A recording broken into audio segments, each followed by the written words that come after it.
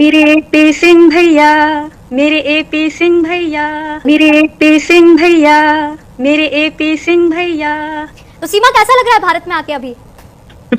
बहुत सुंदर, बहुत अच्छा, बहुत खूबसूरत लग रहा है। जब से आई हूँ मेरी जिंदगी एकदम से बदल गई। अब भारती मीरा के आने से जिंदगी और बदल गई, तो बहुत ही खुश है और बहुत ही अच्छा लग रहा है। बिल्कुल, अभी आपकी एक बेटी भी हो गई है, तो आपको बहुत बहुत शुभकामनाएं। तो सीमा, जैसे कि आपने 2023 में सबसे पहले अपने भैया एपी सिंह को राखी बांधी, आपने मुख्यमंत्री योगी आदित्यनाथ को भी राखी भेजी, आपने प्रधानमंत्री मोदी जी को भी राखी भेजी, संघ प्रमुख मोहन भागवत को भी आपने राखी भेजी। अब ये आपकी तीसरी राखी, क्योंकि 2023, 2024, अब 2025 में, तो कैसा लग रहा है इस बार राखी किस तरीके से आप सेलिब्रेट करने वाली है?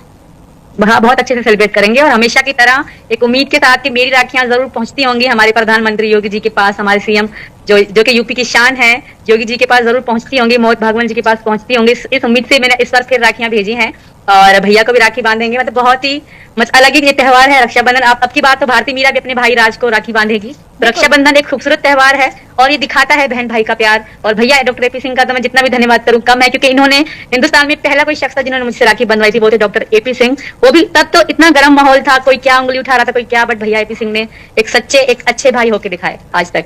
ठीक है सीमा, इस बार 2025 में आपने किन किन लोगों को राखी भेजी है? इस बार मैंने सबको भेजी, जिस तरह हर साल भेजती हूँ। हमारे जो प्रधानमंत्री जी को, सीएम योगी जी को, राजनाथ सिंह जी को और अमित शाह जी को, मोहन भगवत जी को, और जो हमारे सीएम हैं योगी जी, और मुर्मू द्रौपदी जी को जो कि राष्ट्रपति हैं हमारे देश की, उन सबको भेजिए। भैया डॉक्टर एपी सिंह को जी। तो जब उन तक राखी पहुंच जाती है, फिर उनकी प्रतिक्रिया आती है आपके पास? देखिए, हमें राखी भेजती हूँ मन से और एक उम्मीद, एक आस के साथ कि मेरी राखी उन तक जरूर पहुंचती होगी, और ये विश्वास है कि जरूर पहुंचती होगी। इस विश्वास के साथ भेजती हूँ और हर जब तक जिंदा हूँ तब तक भेजती रहूंगी, इस आस के साथ एक दिन जरूर रिप्लाई भी आएगा। तो आपने जब आप पाकिस्तान में थी तब वहां पे आपने रक्षाबंधन मनाया था, या भारत में ही आके आपने पहली बार रक्षाबंधन मनाया?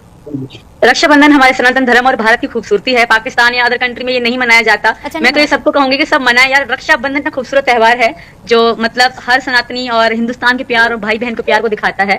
तो उधर कोई रक्षाबंधन, कोई भाई बहन का त्योहार न था, न है, न कभी कोई मना भी सकता है, पर वहाँ के लोग अलग माइंड के हैं। बट हिंदुस्तान और सनातन, हमारे सनातन धर्म में ये खूबसूरती है जो रक्षाबंधन का त्योहार है। यहाँ बहन और भाई का समान सम्मान होता है, वहाँ ऐसा कुछ नहीं होता। तो आप भारत में आके पूरी तरीके से आपने सनातन धर्म को अपनाया। हम आपके वीडियोस देखते रहते हैं, सारे तीज त्योहार के वीडियो आप डालती रहती, तो हम देखते रहते हैं। अच्छा, आपके भैया इस वक्त मेरे साथ मौजूद है। जैसा कि आपने कहा कि हिंदुस्तान में ये आपके पहले शख्स थे जिन्होंने आपकी इतनी मदद की, आपने इनको राखी बांधी। तो इनके साथ कोई लम्हा या इनके बारे में कुछ कहना चाहेंगे, क्योंकि ये हमेशा आपके साथ खड़े रहते हैं?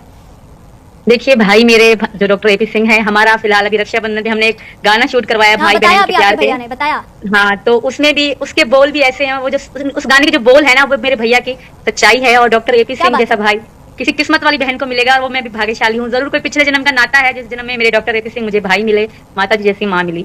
ये बहुत बहुत बड़ी बात है। एक पाकिस्तान से आई हुई जो कि दुखी परेशान थी, कोई नहीं समझ रहा था, इन्होंने मुझे समझा। ये एक कोई ना कोई नाता है, जरूर मैं पिछले जन्म इनकी बहन रही होंगी। बिल्कुल, डॉक्टर एपी सिंह जैसा कोई भी नहीं है। अच्छा, अभी आप बोल रही थी कि अभी गाना रिलीज होने वाला है, तो कुछ गाने के बोल ही सुना दीजिए न्यूज इंडिया में, हम भी सुन ले। क्या गाने के बोले, कुछ तो सुना दीजिए। वो गाना रिलीज होने वाला है, 2 बोल बताऊंगी, बिल्कुल बिल्कुल समझ जाएंगे इस गाने के थ्रू। ठीक है, हमारे साथ आपके भैया भी मौजूद है, क्योंकि अभी पहलगाम अटैक हुआ, तो ये कहा गया कि जितने भी पाकिस्तानी हैं उनका वीजा रद्द कर दिया जाए और उन्हें वापस पाकिस्तान भेज दिया जाए। अब यहाँ पे आप भी थोड़ा यहाँ पे फंस गई थी, क्योंकि आप भी पाकिस्तान से आई, हालांकि आपके जो भैया एपी सिंह लगातार आपके साथ खड़े रहे, अभी भी खड़े हैं। तो उस टाइम पे कैसे आपने इनकी मदद की? नहीं, देखिए, कानून, हमारे देश का संविधान जियो और जीने दो के सिद्धांत पर चलता है। सीमा का जितना अधिक सुखी जीवन भारत में है, क्योंकि वो सनातन धर्म को मानती है, उतना ही नारकीय जीवन पाकिस्तान के बॉर्डर पर पहुंचते ही है। ये देश के सभी लोग जानते हैं कि पाकिस्तान के बॉर्डर पर सीमा और बच्चों का पहुंचने का मतलब इतने टुकड़े होंगे कि गिनती भी नहीं होगी। कहते मुझे अच्छा नहीं लग रहा अपनी बहन के लिए रक्षाबंधन की पूर्व संध्या, लेकिन सच्चाई है, ये सच्चाई को समझना भी चाहिए और देश समझ रहा है। इसलिए जो भी कानूनी दिक्कतें आती हैं, वो कहा जाता है ना, मेरे जीवन में तो वो पथ क्या, पथिक कुशलता क्या, जिस पथ पर बिखरे शूल ना हो और नाविक क्या धैर्य परीक्षा क्या, जब धाराएं प्रतिकूल ना हो। विपरीत परिस्थितियों में चीजों को निकालना, विपरीत परिस्थितियों में आगे बढ़ना, यही सफलता है जीवन की। और वो इसलिए हुआ क्योंकि सीमा का तो प्यार है, उसके बच्चे जो हमारे भांजे भांजी हैं, सचिन, मीना और देश के मीना समाज का तो प्यार है ही, रबुपुरा उत्तर प्रदेश का तो प्यार है ही, हमारे देश की मीडिया का तो प्यार है ही, लेकिन हमें देश के गुवाहाटी से चौपाटी, कन्याकुमारी से कश्मीर तक, हिंदू, मुस्लिम, सिख, ईसाई, जैन, पारसी, गरीब, दलित, शोषित, पीड़ित, मजदूर, मजलूम, स्त्री, पुरुष, महिला, कुछ भी कोई, सबने बहुत प्यार दिया हमारी सीमा को, सबने बहुत सम्मान दिया। इसलिए हम आपके चैनल के माध्यम से, आपका चैनल पूरी दुनिया में देखा जाता है, मैं धन्यवाद करता हूं आप देश और दुनिया के लोगों को। बिल्कुल, आपने सही कहा। अच्छा सीमा, जैसे कि हम अक्सर देखते हैं कि अक्सर भाई बहनों में नोकझोंक होती है, लेकिन आपके जो भाई है वो हमेशा खड़े रहते हैं। नोकझोंक में भी प्यार होता है। एपी सर के साथ आपका कुछ ऐसा लम्हा जो बहुत आप याद करती हैं या फिर दर्शकों के साथ शेयर करना चाहती हूँ, अपने भाई के साथ कुछ ऐसा लम्हा या ऐसी कोई मेमोरी? अच्छा सीमा, आपकी एपी जी से मुलाकात कैसे हुई, ये भी हम जानना चाहेंगे। आपके भैया से आपकी मुलाकात जब आप जैसे हिंदुस्तान में आई तो कैसे मुलाकात हुई?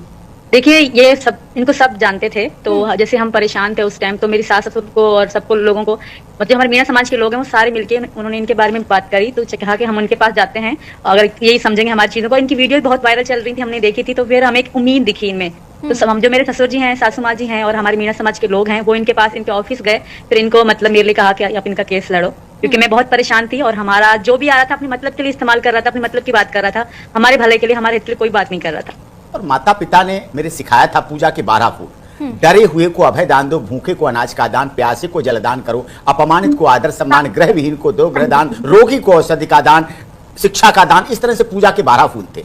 जब एक मैटर आया तो मेरी माँ ने सीधे सीधे बात भी हुई, गई भी, और माँ ने कहा नहीं, तुम्हारी 2 बहनें हैं, बहुत प्यारी बहनें, एक एडवोकेट है हमारी बहन, सुप्रीम कोर्ट की लाइफ टाइम मेंबर है बार की, बहुत अच्छी, गीता चौहान जी, दूसरी अनीता चौहान जी हैं, बहुत अच्छा चलाती हैं अपना फिटनेस सेंटर चलाती हैं, योगा हेल्थ के द्वारा चलाती हैं, मेडिकल का काम कर रही हैं। तो उन्होंने कहा जैसे 2 बहनें हैं वैसे मैं तुम्हें अपनी तीसरी बेटी यानी कि तुम्हें तीसरी बहन के रूप में पेश कर रहा हूं और दे रहा हूं। 2 बहनों के सम्मान में है, तीनों बहनों को बराबर मानना। और जब सीमा का कन्यादान लिया मेरी माँ ने, रघुपुरा में शादी की, सनातन धर्म रीति, जब मेरी माँ ने कन्यादान लिया सीमा का, तो माँ की आंखों में वही आंसू थे जो अपनी बेटी को विदा करने में, उन्होंने 2 बेटियों को विदा करने में दिए, वही आंखों में आंसू थे, वही प्यार था, वही ममत्व था, वही मातृत्व था, और वही चीज हमने देखी। तो हम उनकी भावनाओं का आदर करने के और पूरा करने के लिए जीवन भर कटिबद्ध रहेंगे सीमा के साथ, सचिन मीना के साथ, उनके बच्चों के साथ और परिवार के साथ। बिल्कुल। अच्छा सीमा, मैं आपके पास फिर से आना चाहूंगी। सीमा, क्योंकि हम आपकी कोई भी खबर होती है